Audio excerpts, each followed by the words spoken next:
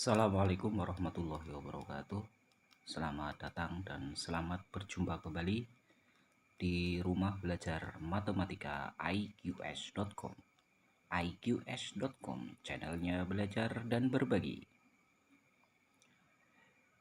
Pada kesempatan yang berbahagia ini masih dalam tema pembahasan soal uji coba ujian madrasah mata pelajaran matematika tingkat madrasah sanawiyah tahun pelajaran 2020-2021.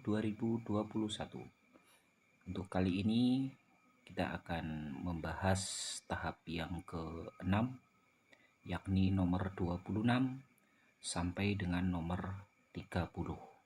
Selamat menyaksikan.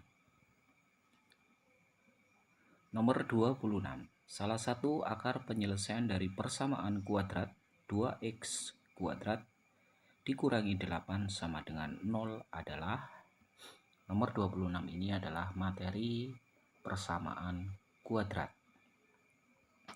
Adapun pembahasannya adalah sebagai berikut. 2x kuadrat dikurangi 8 sama dengan 0.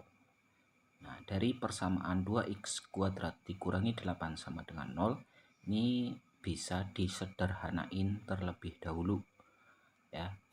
2x kuadrat dikurangi 8 masing-masing bisa dibagi 2, maka akan menjadi 2x kuadrat dikurangi 4. Ya. 2 kali x kuadrat dikurangi 4 sama dengan 0. Nah, di sini terbentuk yang ada di dalam kurung itu adalah masih dalam bentuk persamaan kuadrat. Jadi bentuk kuadrat ya yang ada di dalam kurung, dan itu adalah faktor selisih. Maka x kuadrat dikurangi dengan 4 itu masih bisa difaktorkan, sehingga akan menjadi 2 kali x ditambah 2 kali x dikurangi 2. Ini artinya x ditambah 2 kali x dikurangi 2 itu jika dikalikan maka akan menjadi x kuadrat dikurangi 4. Sehingga untuk menyelesaikan daripada akar penyelesaian dari persamaan kuadratnya adalah yang pertama, x ditambah 2 itu harus sama dengan 0. Maka nilai x-nya adalah negatif 2. Sedangkan yang satunya lagi berarti x dikurangi 2 sama dengan 0. Maka nilainya x adalah 2. Jadi akar penyelesaian dari persamaan di nomor 26 adalah x sama dengan 2 atau x sama dengan negatif 2.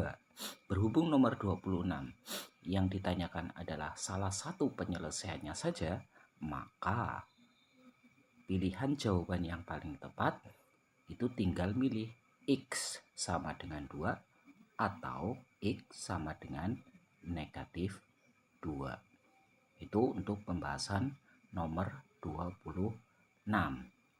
Lanjut untuk nomor 27. Nomor 27, akar-akar dari persamaan kuadrat x kuadrat ditambah 3x dikurangi 10 sama dengan 0 adalah, nah ini bisa diselesaikan dengan menggunakan rumus ABC ataupun dengan memfaktorkan. Nah, kali ini akan disampaikan adalah dengan cara memfaktorkan saja. X kuadrat ditambah 3x dikurangi 10 sama dengan 0. Nah, cara menyelesaikannya ya, pemfaktorannya adalah x ditambah p dikali x ditambah q sama dengan 0 dengan syarat x ditambah p sama dengan nilainya b, kemudian p dikali q sama dengan c ya. Artinya bilangan berapa sama berapa kalau dijumlah nilainya 3, tapi kalau dikali hasilnya negatif 10, maka akan terbentuk sebagai berikut. X ditambah 5 kali X dikurangi 2 sama dengan 0. Kita terjemahkan dulu. 5 ditambah negatif 2 itu kan 3. Sedangkan 5 kalau dikali negatif 2 maka hasilnya negatif 10. Jadi faktor x kuadrat ditambah 3x dikurangi 10 sama dengan 0. Itu adalah x ditambah 5 dikali x dikurangi 2 sama dengan 0. Dari sini kita cari nilai x-nya. Yang pertama adalah x ditambah 5 sama dengan 0. Maka nilai x-nya sama dengan negatif 5. Sedangkan x yang kedua adalah x dikurangi 2 sama dengan 0. Nilai x-nya adalah nilai x-nya adalah 2. Jadi akar-akar persamaan kuadratnya adalah x sama dengan negatif 5 dan x sama dengan 2. Atau kalau dalam bentuk himpunan penyelesaiannya adalah negatif 5 dan 2 atau 2 dan negatif 5. Jadi untuk nomor 27, akar-akar dari persamaan kuadrat x kuadrat ditambah 3x dikurangi 10 sama dengan 0 adalah 2 atau dan boleh saja ya, 2 atau negatif 5 atau boleh juga negatif 5 dan 2. Itu untuk pembahasan nomor 27. Lanjut nomor 28. Nomor 28, perhatikan gambar berikut ini. Nah, ada gambar pertama, gambar kedua, gambar ketiga, dan gambar keempat. Berdasarkan gambar tersebut di atas, yang termasuk translasi. Translasi itu adalah pergeseran. Jadi artinya pergeseran berarti otomatis bentuk dan ukurannya itu sama. Tidak berubah lebih kecil atau berubah lebih besar. Itu namanya translasi. Untuk gambar yang pertama, itu gambarnya sama ya. Itu disebut refleksi. Kenapa refleksi? Karena gambarnya saling berkebalikan ya, seperti dalam pencerminan. Nah, refleksi itu kan artinya pencerminan. Jadi nomor 1 itu adalah gambar refleksi atau pencerminan. Kemudian gambar yang kedua adalah dilatasi. Dilatasi itu dikalikan ya, perkalian. Jadi bisa mengecil, bisa gambarnya membesar atau menjadi lebih kecil atau menjadi lebih besar. Sedangkan gambar nomor 3 adalah translasi. Itu hanya sekedar digeser, gambarnya utuh ya. Gambarnya utuh, tidak lebih besar atau tidak lebih kecil, dan arahnya pun sama, tidak seperti nomor 1. Kemudian gambar yang nomor 4 itu juga translasi. Jadi untuk nomor 28, berdasarkan gambar tersebut, yang termasuk translasi adalah gambar nomor 3 dan nomor 4. Itu nomor 28. Next, nomor 29. Nomor 29, koordinat bayangan titik A negatif 5,11 jika dirotasi negatif 90 derajat adalah titik-titik. Nah, untuk pembahasan ini, untuk nomor 29 dari soal transformasi khususnya rotasi ya, kita perhatikan ketentuan jika suatu titik dirotasi negatif 90 derajat ya. Yang pertama adalah ketentuannya, jika ada titik A, di mana titik A itu adalah X, Y, dirotasi ya negatif 90 derajat, maka bayangan A atau A aksen itu adalah Y, negatif E.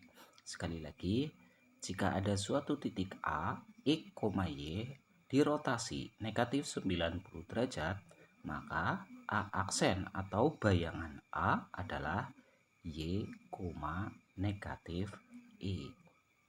Sehingga untuk nomor 29 dari titik A yang negatif 5,11, di mana X-nya negatif 5, Y-nya 11, dirotasi ya negatif 90 derajat, maka A aksen atau bayangan A adalah 11,5.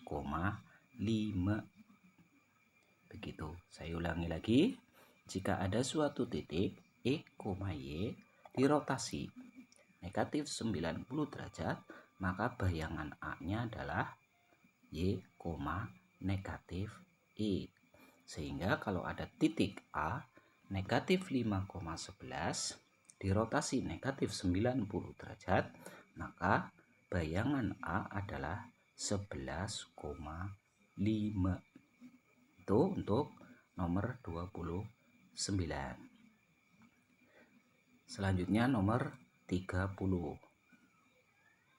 Nomor 30, koordinat bayangan hasil pencerminan garis KL yang berkoordinat di titik K 3,5 dan L negatif 2, negatif 1 terhadap garis Y sama dengan negatif X adalah, ini nomor 30 masih soal materi daripada transformasi, khususnya adalah pencerminan ya, atau refleksi. Maka untuk pembahasannya adalah dengan ketentuan sebagai berikut. Jika ada titik A, X, Y direfleksi terhadap garis Y sama dengan negatif X, maka A aksen atau bayangannya adalah negatif Y, negatif E. Ulangi lagi, jika ada suatu titik A, X, Y direfleksi terhadap garis Y sama dengan negatif X, maka A aksen atau bayangan A adalah negatif Y, negatif E. Sehingga jika ada titik K 3,5 berarti X-nya 3, Y-nya 5 direfleksikan terhadap garis Y sama dengan negatif X, maka K aksen atau bayangan K menjadi negatif 5, negatif 3. Kemudian jika ada titik L yang titiknya adalah negatif 2, negatif 1 direfleksikan terhadap garis Y sama dengan negatif X, maka L aksen atau bayangan titik L menjadi 1,2. Diulangi lagi bahwa jika ada suatu titik A, X, Y direfleksikan terhadap garis Y sama dengan negatif X, maka bayangan A menjadi negatif Y, negatif E. Itu untuk pembahasan tahap yang ke-6. Mudah-mudahan ada tambahan dan untuk bisa dipelajari lebih mendalam lagi agar kalian bisa menyelesaikan soal-soal ujian madrasah yang insya Allah akan dilaksanakan pertengahan bulan Maret tahun 2021. Demikian, terima kasih. Selamat belajar. Terus jaga diri dan kesehatan. Assalamualaikum warahmatullahi wabarakatuh.